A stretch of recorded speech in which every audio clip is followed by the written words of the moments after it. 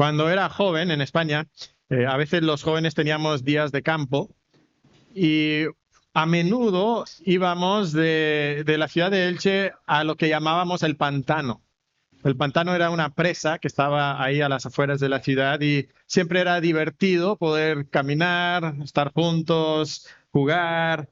Y camino al pantano pasábamos por unos túneles que habían sido cavados hace muchos años cuando había un molino que estaba sobre el pequeño río y entonces movían lo que se producía en el molino desde el molino hasta la ciudad de Elche, pero tenían que cavar ciertos túneles y no eran muy largos, pero lo cierto es que eran lo suficientemente largos para que apenas pudieras ver estando en el túnel. De hecho, uno era tan largo que tenías la luz de la entrada y tenías la luz de la salida y nunca estabas donde no podías ver o la luz de entrada o la luz de salida, pero sí en el centro del túnel todo era muy oscuro. Y claro, siendo jóvenes que íbamos a pasarlo bien, siempre nos escondíamos ahí para asustar a los que venían detrás, ¿verdad? Porque ya no se veía casi nada, prácticamente nada. Y siempre era muy divertido hacer eso y todo era un juego, pero a veces parece que la vida misma es ese túnel largo y oscuro lleno de sobresaltos. ¿Te ha pasado a ti así? ¿En algún momento has pensado que este tramo de tu vida nunca va a acabar? ¿Y que todo es difícil? Muchas veces nos pasa. ¿Y qué suele suceder cuando nos pasa eso? Cuando nos pasa eso, muchas veces dudas de que las promesas de Dios y el poder del Espíritu se manifiesten en tu vida. Cuando es tan largo, cuando es tan difícil, cuando hay tantas pruebas, empezamos a dudar de las promesas de Dios. Y muchas veces no dudamos de que las promesas de Dios sean ciertas, dudamos de que las promesas de Dios sean ciertas en mi vida.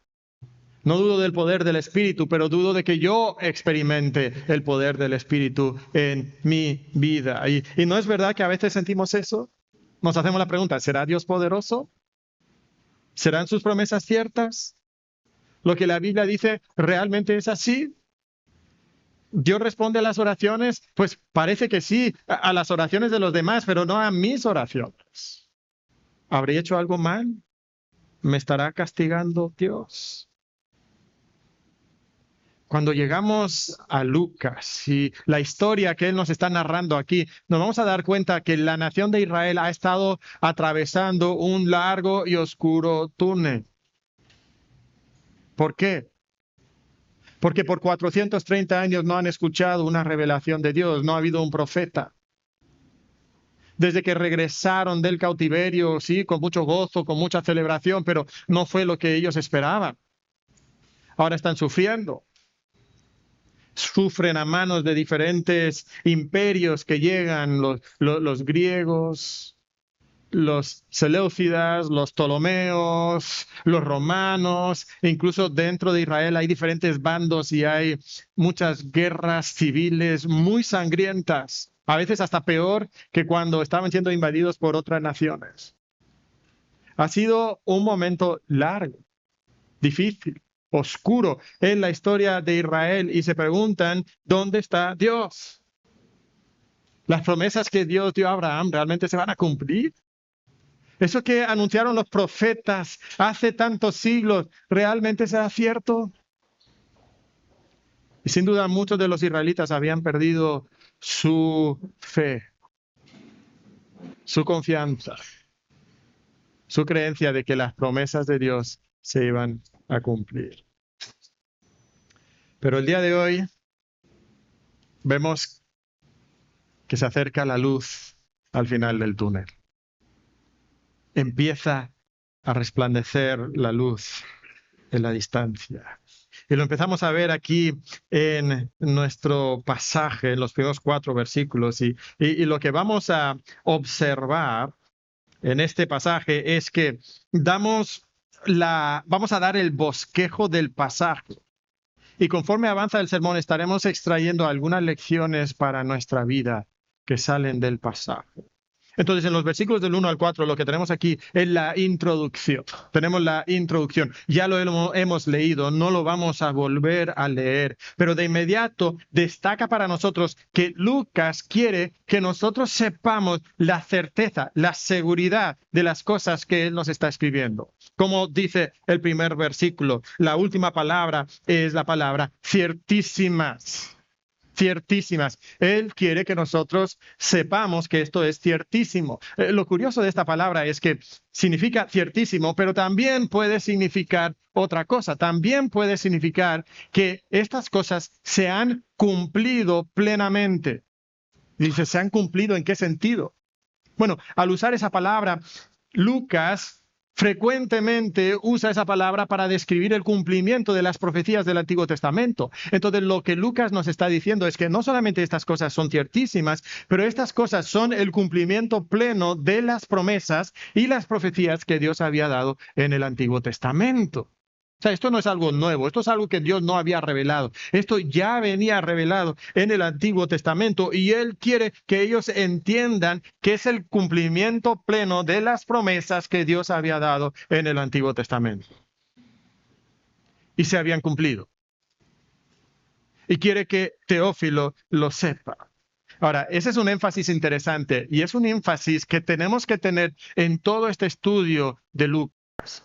Y lo digo porque a veces cuando algunas personas predican Lucas, dicen, bueno, Mateo es el que se preocupa por enseñar que es el cumplimiento de las profecías a los judíos. Y Lucas está hablando a los judíos, a los griegos, perdón, y entonces él no habla del Antiguo Testamento. Y eso no es correcto. De hecho, él comienza su libro diciendo, este es el cumplimiento del Antiguo Testamento. ¿Cómo termina su libro? Busca, por favor, Lucas capítulo 24. Lucas capítulo 24, versículo 25. ¿Se acuerdan qué está pasando aquí? Jesucristo ya ha resucitado. Jesucristo va caminando a Emaús y se topa con dos de sus seguidores y ellos están lamentándose por la muerte de Jesucristo. Ellos pensaban que debía ser el profeta. Y entonces en el versículo 20, el Mesías, y en el versículo 25 él dice, entonces les dijo, oh insensatos y tardos de corazón para creer todo lo que los profetas han dicho. ¿No era necesario que el Cristo padeciera estas cosas y que entrara en su gloria? Y comenzando desde Moisés y siguiendo por todos los profetas, les declaraba en todas las escrituras lo que de él decía. Jesucristo fue anunciado y profetizado en el Antiguo Testamento. No solamente lo dice ahí, mira los versículos 44 y 45 de este mismo capítulo. Mira lo que dice.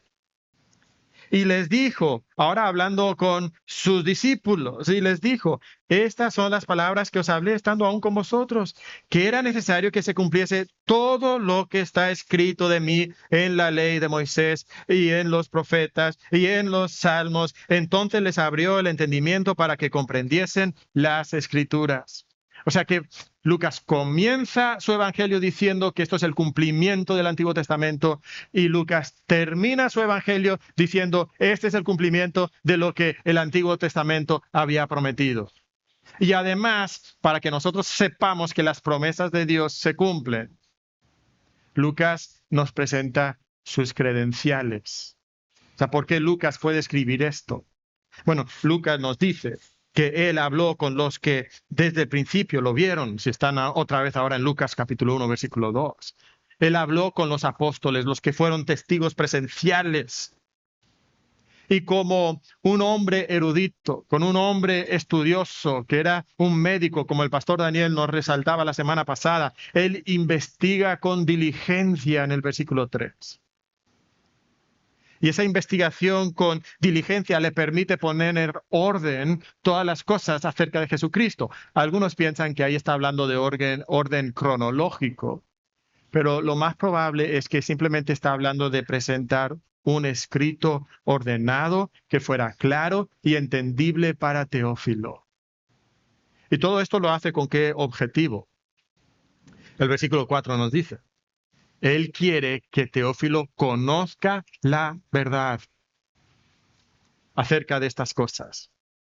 O sea, la veracidad de estas cosas. Que él sepa que estas cosas son ciertas Ahora, estoy convencido que Lucas no quería que él solamente supiera que eran ciertas. Él quería algo más, ¿verdad? ¿Qué es lo que él quiere? Él quiere que ese conocimiento le lleve a la confianza, a la fe, a una fe más fuerte. Teófilo posiblemente ya era cristiano, probablemente, porque dice que él ya había sido instruido en estas cosas. Pero él quiere fortalecer su fe, su confianza en que estas cosas realmente son ciertas. Y aquí llegamos, hermanos, a la enseñanza teológica que tenemos para este mensaje. Esta es la verdad que todo este pasaje nos presenta. ¿Cuál es la verdad? Es esta. Las promesas de Dios son ciertísimas y se cumplen plenamente. Las promesas de Dios son ciertísimas y se cumplen plenamente. Tú puedes confiar en las promesas de Dios. Tú puedes descansar en su palabra. La palabra es ciertísima. La palabra es segura. Si Dios lo promete, se cumple. No a medias, sino completamente. Y ese es el énfasis con el que Lucas inicia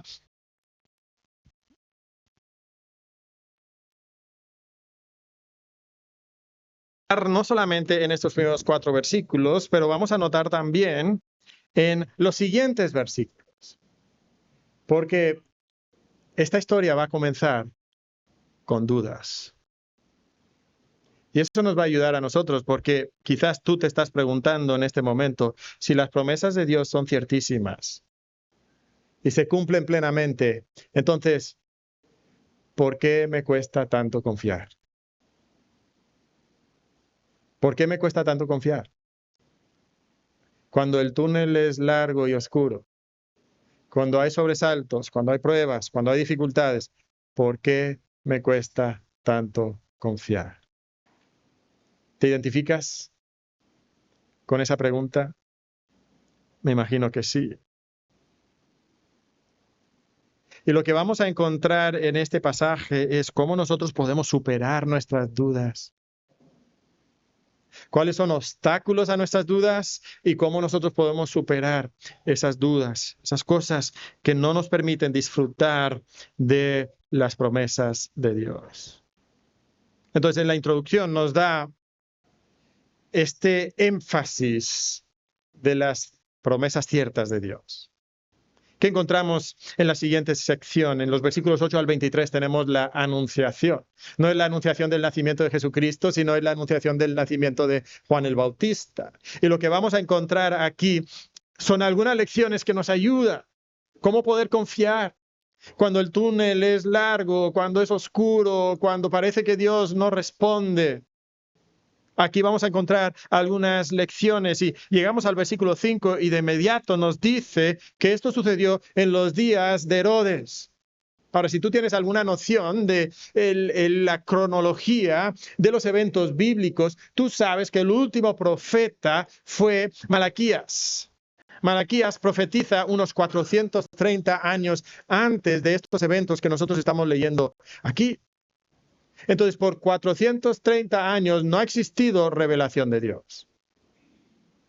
Por 430 años la voz profética ha cesado y los judíos se lamentan, se preguntan, ¿dónde está la voz profética? Tenemos escritos de ellos lamentándose por eso. Ellos escriben diciendo que están ansiando y anhelando la venida, el regreso de los profetas, porque creen que cuando regresen los profetas vendrá el Mesías. Pero han pasado 430 años.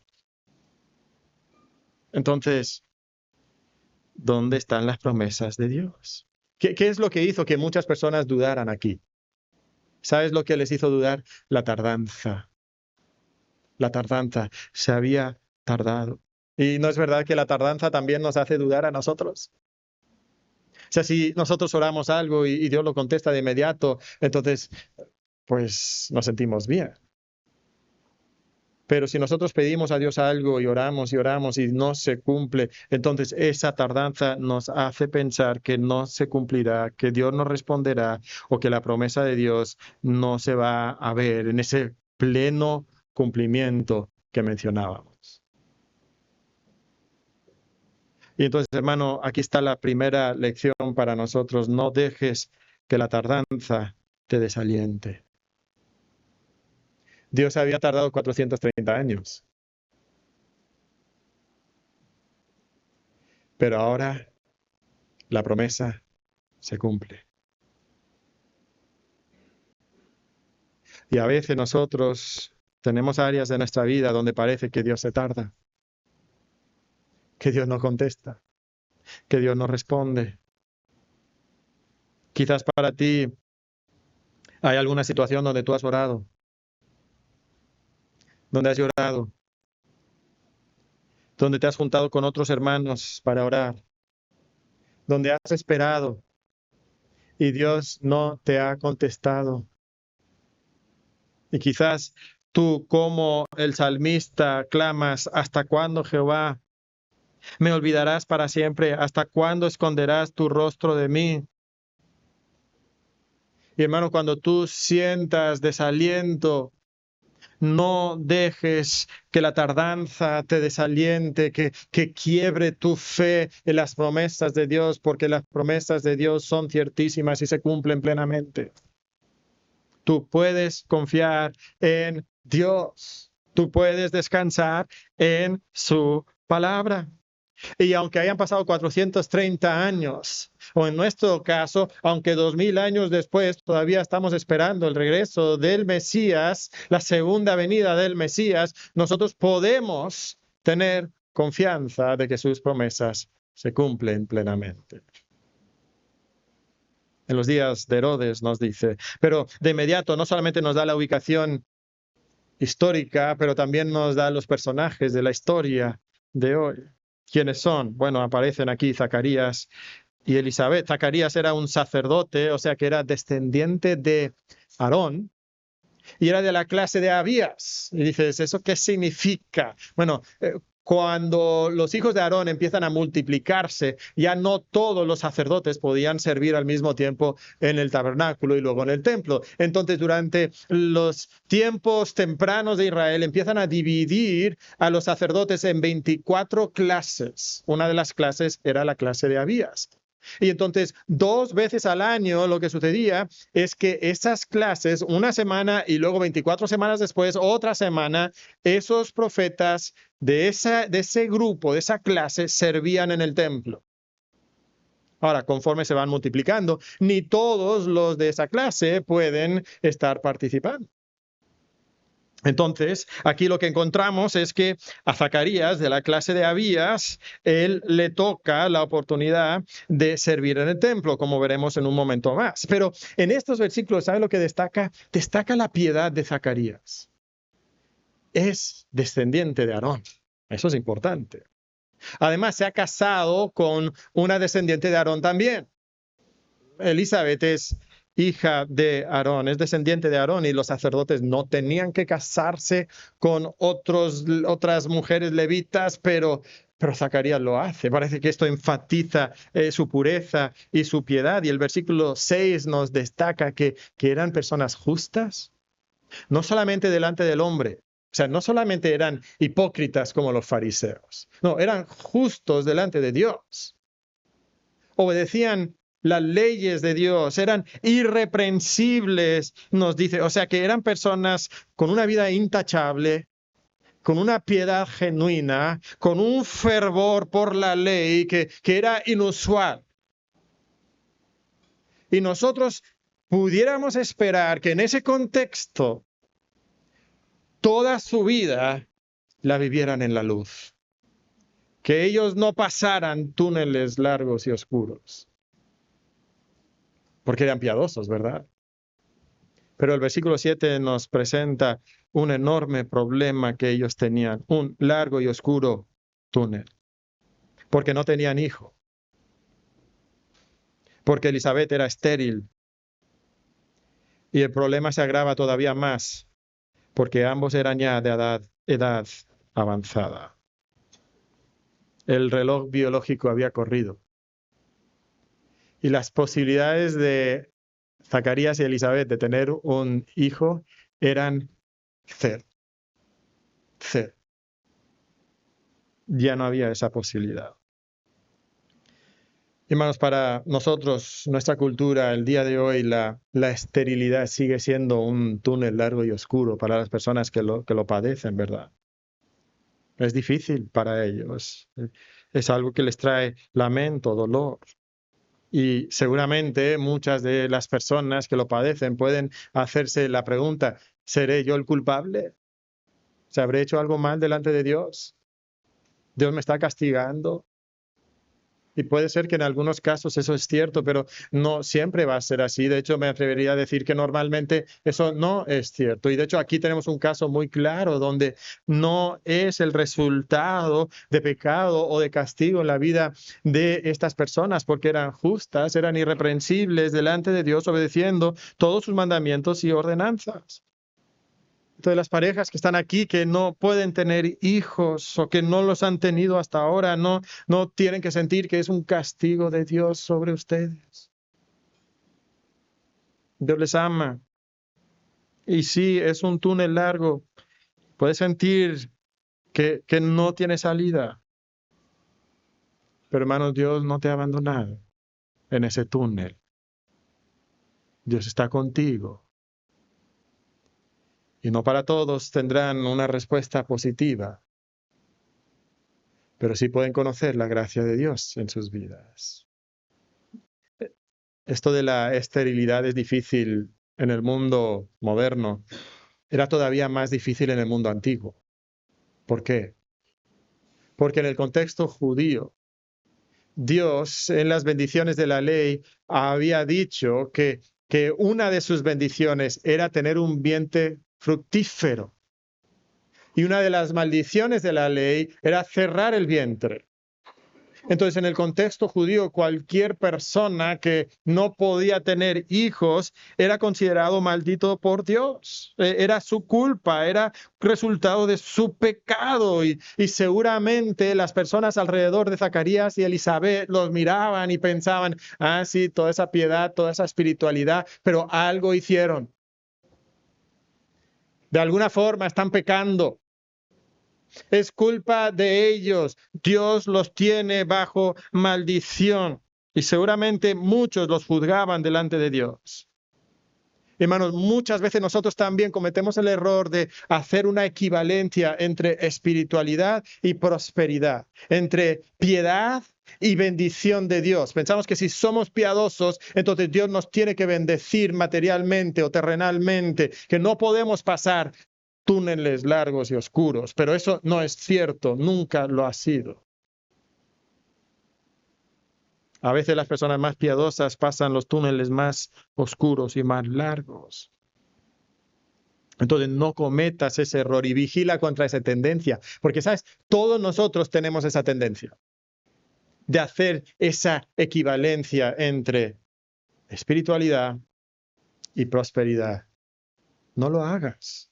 Dios no lo hace, tú tampoco. Y aquí en la vida de Elisabet y de Zacarías, ellos se enfrentan a una situación donde sus posibilidades de reproducirse son cero. Cero. Y entonces lo que ellos sienten es que estas promesas de Dios seguramente no se van a cumplir. Van a pensar que es imposible que se cumpla. Es imposible que se cumpla. Pero aunque parezca imposible para el ser humano, para Dios no lo es. Y aquí está la segunda lección, hermano, no dejes que lo imposible debilite tu fe. No dejes que lo imposible debilite tu fe. Y todos nosotros en momentos nos hemos enfrentado a situaciones que nosotros pensamos que son imposibles. De manera teórica sabemos que Dios las puede resolver, pero de manera humana nuestra mente nos dice es imposible. Quizás para ti es una situación económica, Para otros puede ser un problema de salud, para otros un conflicto en el trabajo. Quizás tienes un esposo inconverso.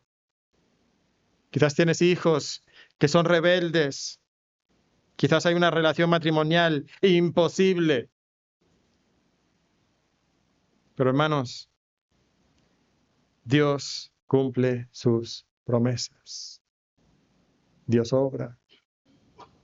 Puede ser que para ti no es ningún problema externo, para ti es un problema interno. Un problema de tu carácter. Es un problema con el que tú has luchado una y otra vez. Quizás llevas años luchando contra ese problema y tú dices, no voy a poder cambiar. Es imposible que yo luche contra ese pecado y lo domine. Puede ser que a ti te está costando pensar que el bien va a triunfar, que un día Dios va a transformar este mundo y tú estás desanimado. Y lo imposible está debilitando tu fe. Pero hermanos, las promesas de Dios son ciertísimas y se cumplen plenamente. Tú puedes confiar en Él, tú debes confiar en Él, tú tienes que confiar en Él. Sus promesas se van a cumplir. Y lo vamos a ver en la vida de Zacarías y Elizabeth. Pero la vida de Zacarías y Elizabeth nos van a lanzar a algo todavía más grande y más glorioso. Pero aquí está Zacarías, este hombre piadoso, sacerdote de la clase de Abías, y en el versículo 8 nos dice que le tocó ir a servir en el templo. No solamente le tocó servir en el templo, pero habían echado suertes y a él le había tocado ofrecer incienso. Ahora recuerda que Proverbios 16:33 nos dice que la suerte se echa en el regazo, mas de Jehová es la decisión de ella. Entonces, para el judío, cuando a ti la suerte te daba buena suerte, era señal del favor de Dios. Y entonces él había sido favorecido por Dios, porque no todos los sacerdotes de la clase de Abías podían ir al templo a servir. Y no solamente eso, a él le había tocado entrar al lugar santo y ofrecer el incienso en el lugar santo. Y algunos sacerdotes, quizás muchos sacerdotes, pasarían toda su vida sin nunca poner pie dentro del lugar santo. Y a él le había tocado esta bendición de entrar al lugar santo donde estás cerca de la presencia de Dios, donde solamente un velo te separa del lugar santísimo. O sea, estás lo más cercano a Dios que pudieras estar en la mente de un judío. Has sido privilegiado por Dios. Y él entonces está en el incienso, ofreciendo el incienso, mientras afuera el pueblo está orando a Dios. Y mientras ellos están orando, él está ofreciendo este incienso y en ese momento pasa algo que quizás no había sucedido por más de 400 años. Nos dice que se le aparece un ángel. Se le aparece un ángel del Señor puesto en pie a la derecha del altar del incienso, nos dice el versículo 11. Y le da una revelación de Dios. Pero antes de que le diera la revelación, ¿cuál es la respuesta de Zacarías? Nos dice en el versículo 12 que tiene la reacción que muchas personas tienen cuando se enfrentan con un mensajero divino. Dice que se turbó Zacarías al verle y le sobrecogió temor. Está lleno de temor. Esto sería normal, seguramente tú y yo sentiríamos lo mismo si se nos apareciera un ángel. Y el lleno de temor está esperando qué me va a hacer este ángel. Pero lo que le dice el ángel es tan bonito cuando le dice, no temas. O sea, el ángel no viene en plan destructor, no viene en plan de juicio. No viene a castigar a este hombre que está viviendo un túnel largo y oscuro, sino viene para demostrar el cuidado de Dios sobre este hombre. ¿Sabes cuál es el mandamiento más repetido en la Biblia? No temas. No temas. O sea, pensaríamos que habrían otros mandamientos más importantes, pero parece que Dios sabe que cada uno de nosotros tenemos una lucha con el temor. Tememos lo que pudiera pasar a nuestro alrededor. Quizás tememos el poder del enemigo. Tememos las acechanzas del diablo. Tememos quizás la grandeza de Dios, incluso en comparación con nuestra pequeñez. Nos sentimos indignos de acercarnos a Dios y el temor entonces nos lleva a alejarnos de Dios. Pero hermanos, no tenemos que tener temor de acercarnos a Dios, porque Dios es un Dios de gracia. Aquí lo que nos dice el pasaje es que Dios va a responder a sus oraciones. Dios les va a dar un hijo, eso que habían pedido a Dios con tanto fervor. Ahora Dios se lo va a dar y les va a dar un hijo y se va a llamar Juan. El nombre Juan significa Jehová da gracia. Es un nombre hebreo que luego pasa al griego. Jehová da gracia. Y aquí Jehová está demostrando su gracia sobre ellos. Es un momento de gozo. Pero ¿sabes qué? ¿Cuál era la reacción instintiva de Zacarías? El temor. El temor. Hermano, no dejes que el temor te paralice. No dejes que tu temor te paralice. Quizás tus problemas son grandes, pero no dejes que tu temor te paralice.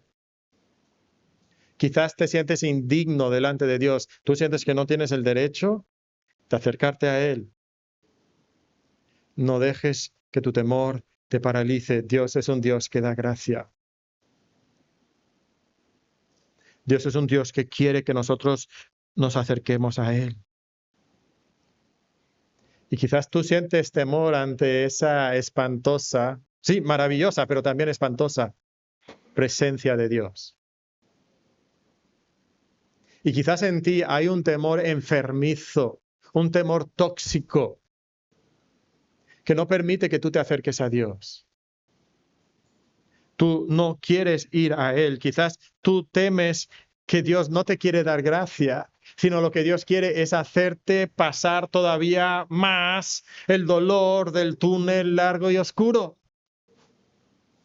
Tú crees que lo que Dios quiere es echarte a perder la vida, pero hermano, yo te prometo que Dios no quiere destruir tu vida.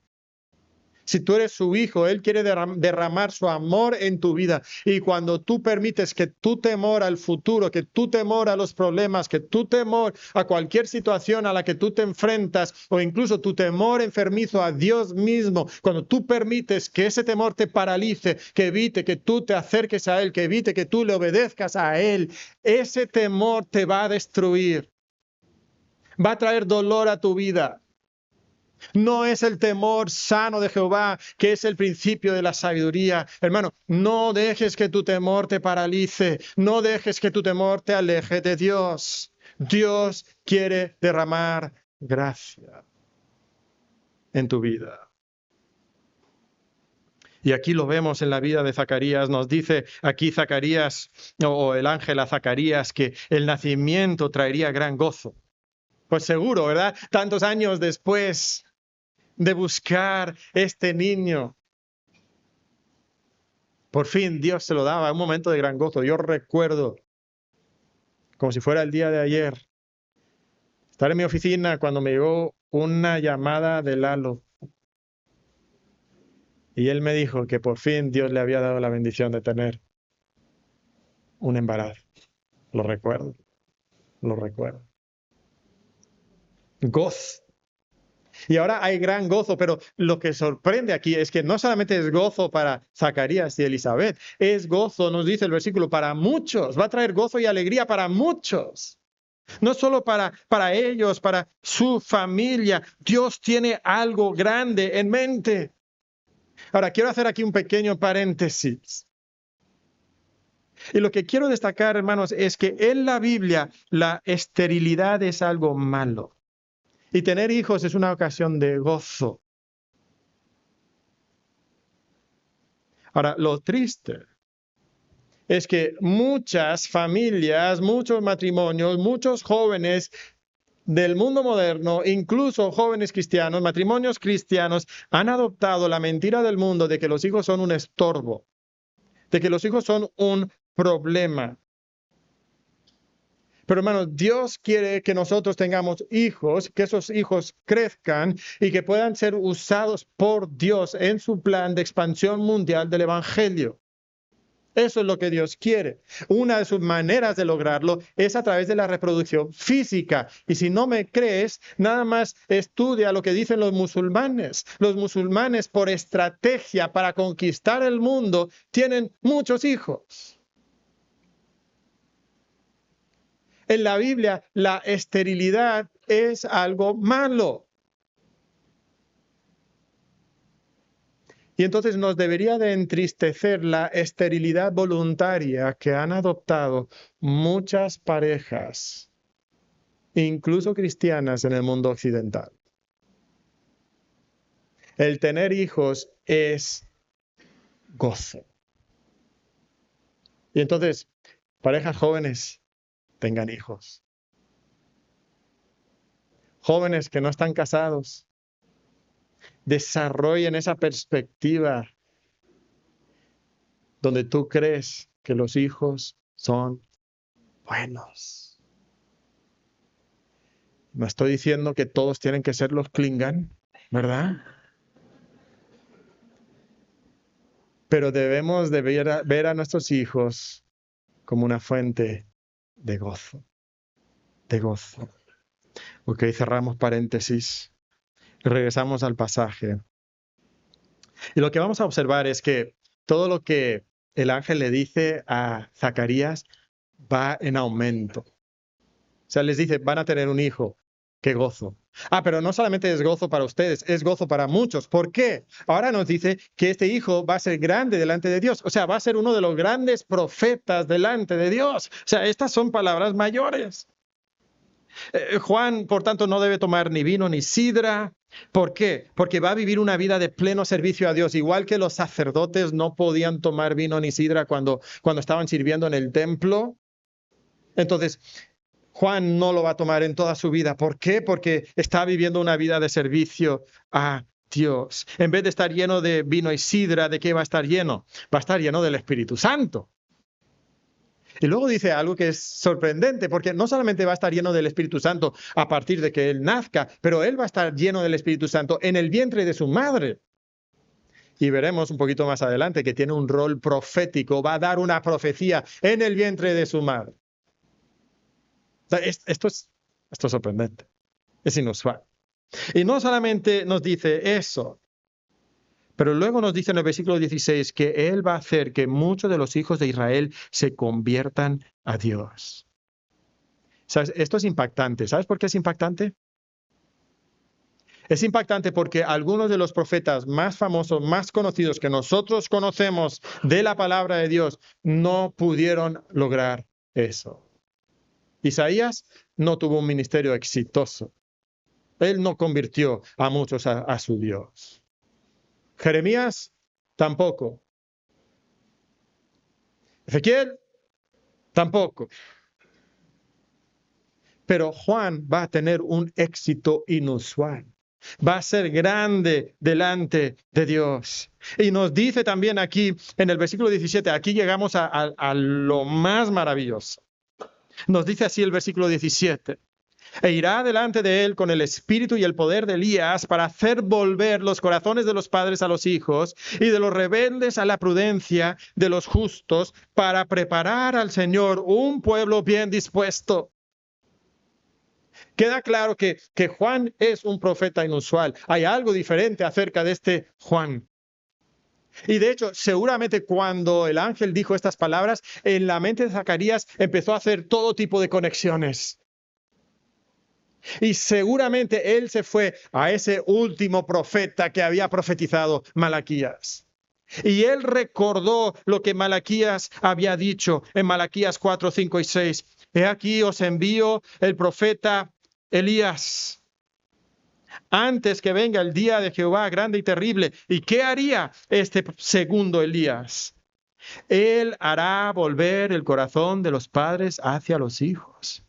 Ahí está. El segundo Elías, haciendo exactamente lo que dice el ángel que hará Juan. Y el corazón de los hijos hacia los padres, no sea que yo venga y hiera la tierra con maldición.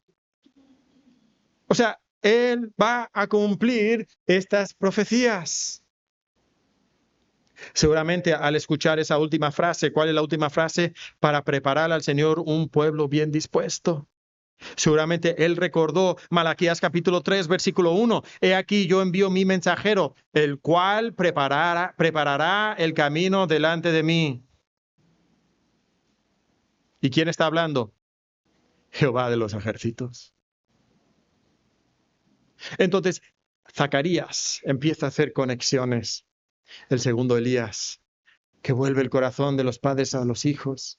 El que viene para preparar el camino del Señor. Los judíos habían conectado Malaquías 3:1 con Isaías 43. Voz que clama en el desierto, preparad camino a Jehová, enderezad calzada en la soledad a nuestro Dios. O sea que Dios ahora está cumpliendo sus promesas. Ahora se cumple. Este bebé va a ser la voz que clama en el desierto, la voz que prepara el camino para el Mesías, la voz que anuncia la venida de Jehová. Ahora lo que estamos viendo es que la luz al final del túnel llega. Esto es maravilloso. Pero no solamente es maravilloso, hermano, esto es difícil de creer. Es difícil de creer. ¿Y cuál es la respuesta de Zacarías? Mi hijo va a ser el segundo Elías. Mi hijo va a ser la voz que clama en el desierto, que prepara el camino para el Mesías. Mi hijo. No sé. No sé. Y le dice al ángel en el versículo 18, ¿en qué conoceré esto? Porque yo soy viejo y mi mujer es de edad avanzada. ¿Qué es lo que hace Zacarías? Duda. Cuestiona. Dice, es imposible. ¿Qué es lo que pasa cuando nosotros pensamos que las promesas de Dios son imposibles? Lo que sucede es que nosotros estamos enfocándonos en nuestras limitaciones. Yo no puedo. Y se nos olvida que detrás de las grandes promesas de Dios hay un Dios omnipotente, que Él sí puede. De hecho, la respuesta de Zacarías es muy parecida a la respuesta de Abraham y Sara, ¿se acuerdan? Abraham mismo dijo, pues soy muy viejo. Sara se rió. ¿Yo? ¿Un hijo? Claro que no. ¡Qué tontería! Y cuando Sara se rió, Dios dijo, ¿hay para Dios alguna cosa difícil? Nada. Por supuesto que no. Y de hecho aquí vemos que el ángel le da un buen regaño a Zacarías. Le dice, ¿no me crees? ¿Sabes quién soy? Yo no soy un ángel cualquiera. Como si eso existiera, ¿verdad? Yo no soy un ángel cualquiera. Yo soy Gabriel. Yo soy Gabriel. ¿Te acuerdas de Gabriel? Aquel que vino a Daniel cuando Daniel estaba viendo sus visiones, aquel que le interpretó a Daniel las profecías escatológicas de cómo Dios iba a venir y cómo Dios iba a controlar el futuro del mundo. Ese Gabriel, ¿sabes dónde yo vivo? Yo vivo en la presencia de Dios. ¿Te atreves a cuestionarme? ¿No me crees? ¿Quieres dudar? Yo vivo en la presencia de Dios y por tanto, como yo te he traído buenas nuevas, te he traído buenas noticias y tú no quieres creer, vas a estar mudo. No vas a hablar. ¿Por qué? Porque Zacarías, tú ya deberías saber que las promesas de Dios son ciertísimas y se cumplen plenamente. Por tanto, estás mudo. Pero hermanos, decimos, ay, Zacarías, qué tonto. Pero hacemos lo mismo. Vienen los problemas, vienen las dificultades, el túnel es largo y oscuro, se tarda mucho y nosotros también nos llenamos de dudas y de incredulidad. No queremos creer. ¿Qué nos llena de dudas? Porque estamos enfocados en nuestros recursos, lo que nosotros podemos hacer. Y entonces nosotros no podemos solucionar nuestro problema. Para ellos será imposible. Hermano, cuando tú miras tus recursos, te vas a desalentar, vas a dudar, te vas a desanimar. Hermano, no dejes que las dudas te desalienten. No dejes que las dudas te desalienten. Dios cumple sus promesas. Hermanos, yo estoy seguro que si alguien se hubiera acercado con Zacarías y hubiera dicho, ¿tú crees que Dios cumplirá sus promesas?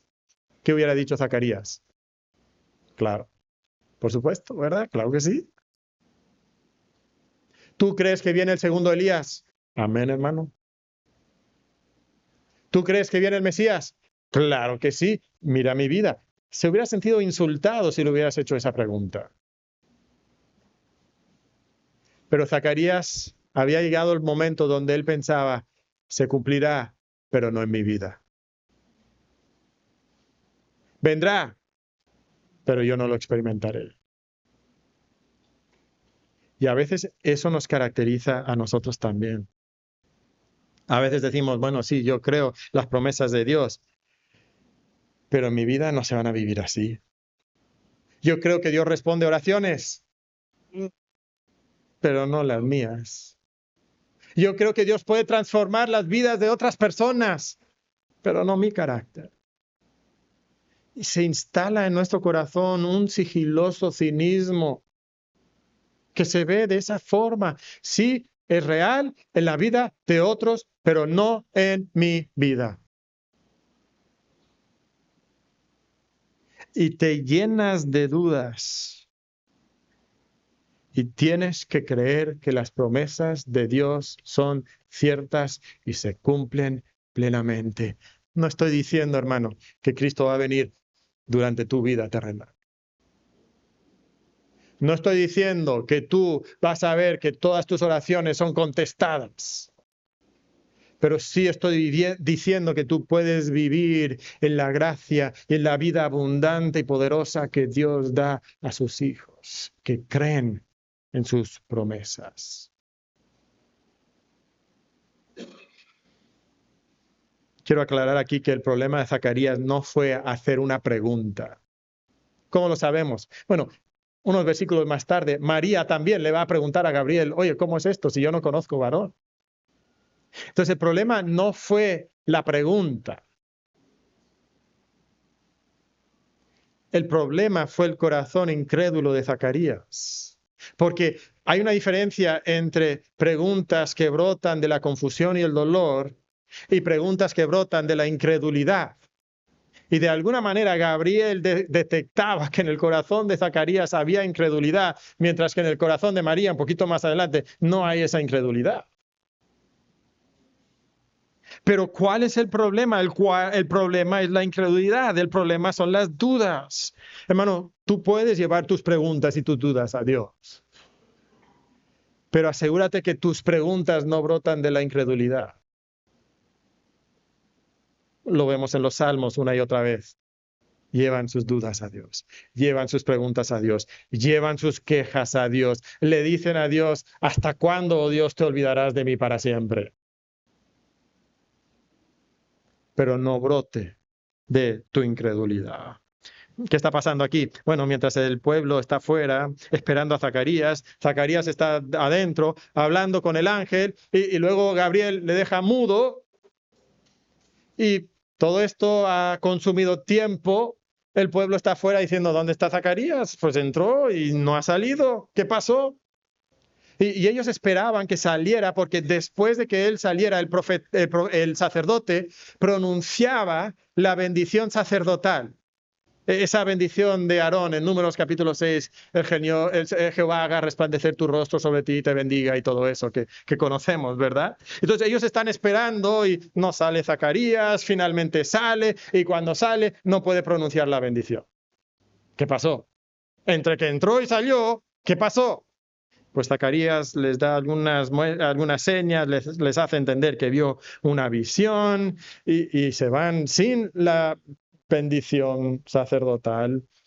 Y Zacarías termina su semana de servicio en el templo y luego se regresa a su casa. Y entonces ahora falta ver si la promesa se va a cumplir. Pero hermanos, nosotros ya sabemos que la promesa se va a cumplir. ¿Por qué? Porque las promesas de Dios son ciertísimas y se cumplen plenamente. Y es curioso porque aquí, donde nos dice el cumplimiento, casi pasa por alto el cumplimiento. Lo dice así, míralo ahí, versículo 24. Después de aquellos días concibió su mujer Elizabeth. Ya.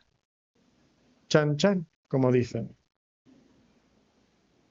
O sea, esperaríamos, no sé, bombo, platillo, algo, ¿no? Pero no, es que sabemos que las promesas de Dios se cumplen. ¿En qué se enfoca Lucas? En la respuesta de Elizabeth. Nos dice que Elizabeth concibió y luego se recluyó en su casa. O sea, se da el milagro, se cumple, es maravilloso, es glorioso. Pero ¿cómo lo supo Elizabeth? No voy a meterme en lecciones de biología, pero para tomar una frase prestada del Antiguo Testamento, el camino de las mujeres, o no recuerdo exactamente cómo lo dice, pero el tiempo de las mujeres ya le había venido a Sara también. Y entonces ella concibe. ¿Cómo sabe que concibe? No tienen pruebas de embarazo, no tienen pruebas de sangre, no tienen ecografías. Pero desde el primer día que hace Elizabeth, se recluye en su casa. Ella no necesita esperar hasta que su vientre muestre evidencias de que ha concebido. Ella tiene fe desde el primer momento. Ella cree. Lo que Dios había prometido se ha cumplido y lo cree. Y esto nos sorprende. Entonces, ¿por qué? Pues es una mujer piadosa. Bueno, sí, es una mujer piadosa. Pero su piedad por tantos años no le ha dado el fruto que ella anhela. Es una mujer. En el contexto judío ya eso significaba que eras una persona de estatus menor. Y no solamente era una mujer estéril. Seguramente ella se había acostumbrado a las miradas despreciativas de las mujeres a su alrededor. Seguramente ella había escuchado los chismes que susurraban las mujeres cuando decían así tan piadosa, pero mírala, Dios la castigó. Algo tuvo que hacer. Y si nosotros esperaríamos que alguien creyera, pensaríamos que el sacerdote, favorecido por Dios para entrar al templo, al lugar santo y hablar con el ángel, él debería ser el que iba a creer. Pero ¿quién cree? La mujer estéril. Ella es la que cree. ¿Por qué? Porque ella había aprendido que sus posibilidades no definían su fe. Hermano, no dejes que tus posibilidades definan tu fe. Cuando tú miras tus posibilidades, vas a decir, ¿sabes qué? Soy el menos indicado. Soy el menos indicado. Yo no puedo hacer la obra de Dios, yo no puedo participar en su obra, yo no soy el que debe ir a ser misionero, yo no soy el que debe liderar un grupo pequeño, yo no soy el que debe ir a evangelizar al vecino de enfrente, yo no puedo, yo soy el menos indicado, pero sabes, tus posibilidades no deben definir tu fe. Recuerda que detrás de las promesas de Dios hay un Dios omnipotente. Hay un Dios omnipotente. Y sabes, en este libro vemos 3 temas, ya en este pasaje, 3 temas que son importantes en Lucas. ¿Cuáles? Bueno, el de los menos indicados. En Lucas, ¿quién destaca? Los pobres, los marginados, los gentiles, los leprosos. Ellos son los que conocen a Cristo, ellos son los que creen en Cristo, ellos son los que son usados por el Mesías para llevar a cabo su plan. Los menos indicados. Esos son los que Dios usa para cambiar el mundo y no lo hacen en su propio poder. Lo hacen en el poder del Espíritu Santo. Ya lo vimos. Juan, lleno del Espíritu Santo. Tú y yo no lo podemos hacer en nuestras fuerzas, lo tiene que hacer Dios. ¿Y sabes cómo demostramos nuestra dependencia de Dios? En la oración. El pueblo ora, Zacarías y Elizabeth ora, tú y yo oramos. Tú y yo oramos. Con razón no tenemos el poder del Espíritu Santo, porque no oramos como ellos. Muchas veces dependemos de nuestras posibilidades. Pero no se basa en nuestras posibilidades, aunque seamos los menos indicados. Podemos tener el poder del Espíritu Santo por medio de la oración y podemos entonces vivir llenos del poder del Espíritu. ¿Sabes? Antes de terminar, quiero señalar una cosa más, regresando al versículo 17. Dijimos que el versículo 17 era como la culminación, el clímax de todo lo que le estaba diciendo. Y la culminación llega precisamente en la última frase que le dice ahí a Zacarías. ¿Cuál es la última frase? Para preparar al Señor un pueblo bien dispuesto. O sea, la tarea de Juan, ¿cuál es? Preparar el camino al Señor. A pesar de que Juan iba a ser un hombre grande delante de Dios, Juan no era nadie comparado con alguien mucho más grande que vendría después de él. Juan solamente era un siervo. Y nos dice que preparaba el camino al Señor, a Jehová. Está preparando la venida de Dios mismo. Dios mismo va a tomar carne humana. Dios mismo va a morar entre los hombres. Dios mismo vivirá una vida perfecta. Dios mismo irá a la cruz a morir por los pecados de la humanidad. Dios mismo estará en la tumba. Dios mismo resucitará al tercer día. Está preparando el camino ¿para quién? Para Jesús. ¿Sabes, hermano? Juan no es la luz al final del túnel. De hecho, el apóstol Juan nos dice que Juan no era la luz, sino vino para dar testimonio de la luz. Aquella luz verdadera que alumbra a todo hombre venía a este mundo. Si Juan no es la luz, ¿quién es la luz? Cristo es la verdadera luz. Cristo es la verdadera luz. Cristo es el gran hijo de David. Cristo es el vástago del tronco de Isaí. Cristo es el león de la tribu de Judá. Cristo es ese niño que tendrá el principado sobre su hombro. Cristo es aquel que será llamado admirable consejero, Dios fuerte, Padre eterno, príncipe de paz. Cristo es la verdadera luz. Cristo es la verdadera luz. Y entonces, si nosotros dijimos hace un momento que las promesas de Dios son ciertísimas y se cumplen plenamente, y eso es lo que nos puede sostener cuando el túnel es largo y oscuro. ¿Quién es la luz? Cristo es la verdadera luz al final del túnel. Cristo es la verdadera luz al final de tu túnel. Cristo es la verdadera luz al final de tu túnel. Por tanto, confía en Él. Confía en Él. Sus promesas son ciertas, ciertísimas. Se van a cumplir plenamente. Puedes confiar en Él. Quizás entre nosotros pudiera haber una persona que no ha puesto su fe en la persona de Cristo, en la cruz de Cristo.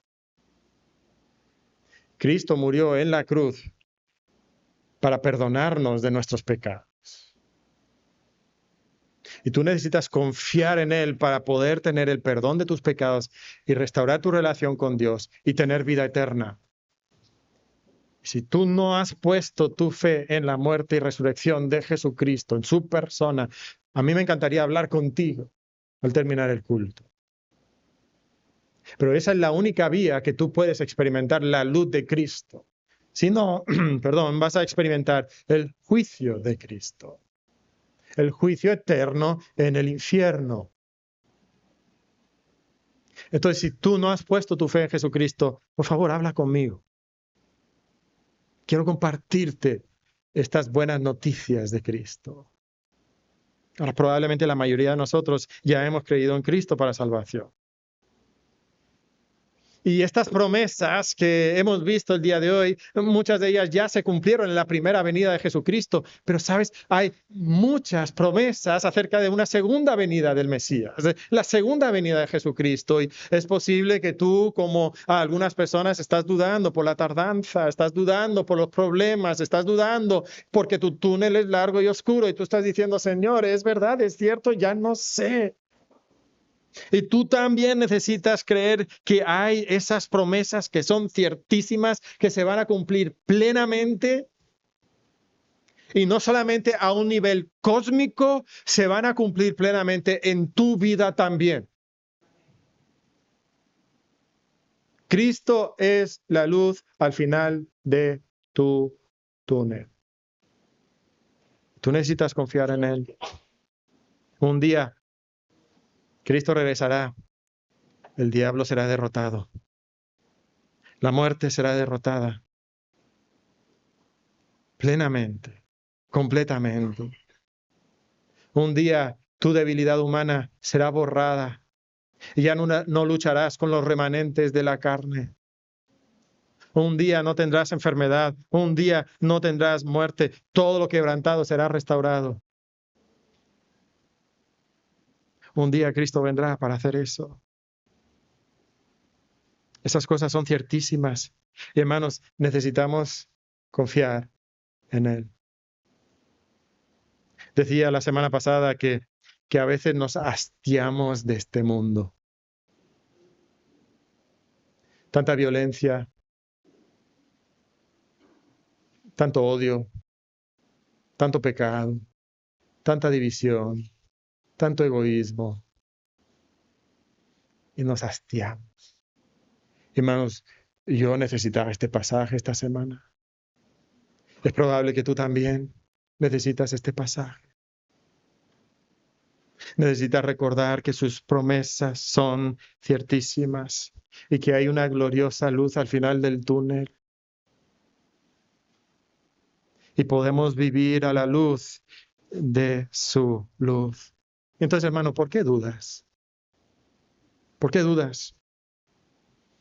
¿Tu túnel es largo y oscuro? Sí, lo entiendo. Pero Cristo es la verdadera luz al final del túnel. Y entonces yo te quiero preguntar si tú confiarás que sus promesas son ciertísimas y que se cumplen plenamente.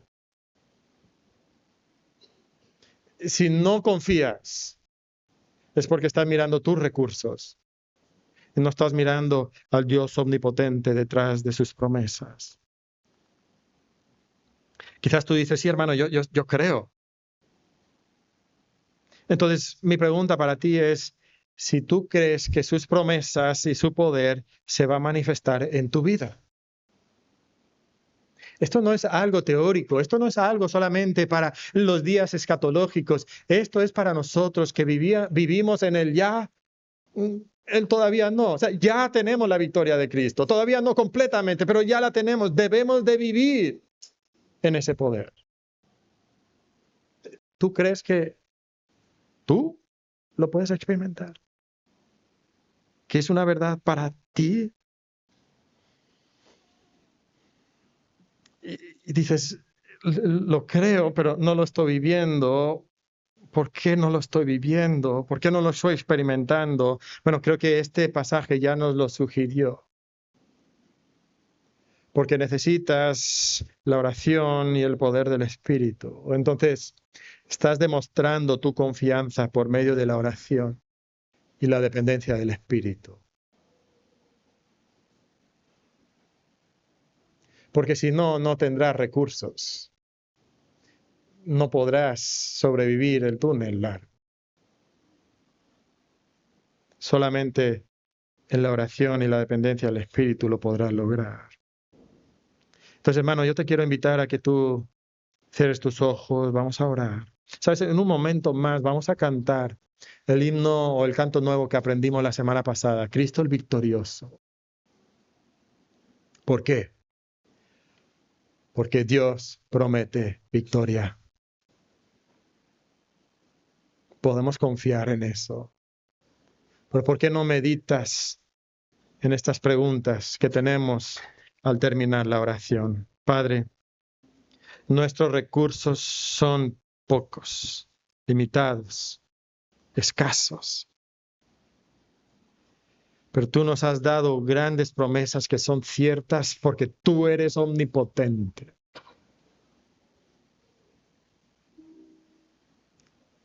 Y Padre, te pido que tú nos ayudes a confiar que Cristo es la luz al final del túnel. Padre, yo sé que hay hermanos que están en oscuridad densa. Yo sé que hay hermanos que han vivido en esa oscuridad densa, en un túnel que nunca termina. Padre, yo te pido que ellos puedan confiar que Cristo es la verdadera luz al final de su túnel. Pedimos esto en nombre de Cristo. Amén. Ahí en silencio.